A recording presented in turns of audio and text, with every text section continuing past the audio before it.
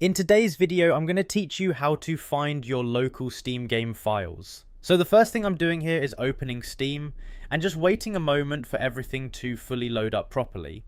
I want to make sure I'm on the main interface and everything is responsive before I start clicking around, because sometimes Steam can take a second to settle, especially if it's updating in the background.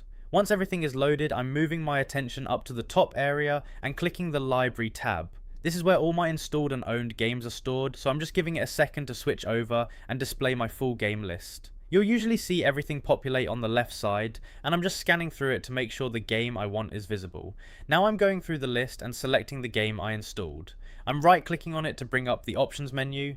This is where Steam gives you a bunch of management tools for that specific game, so I'm just pausing for a moment while that menu fully appears on screen.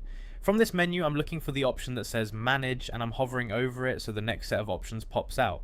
I'm taking it slow here so nothing gets missed, because the next click is the important one that actually takes us to the files.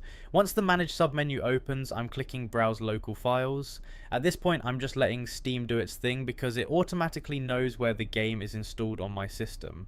I don't need to search manually or dig through folders, which is what makes this method really simple. Now, right after I click it, a File Explorer window opens automatically, and this is the exact folder where the game is installed. I can see all the game files right here, including everything the game uses to run on my computer.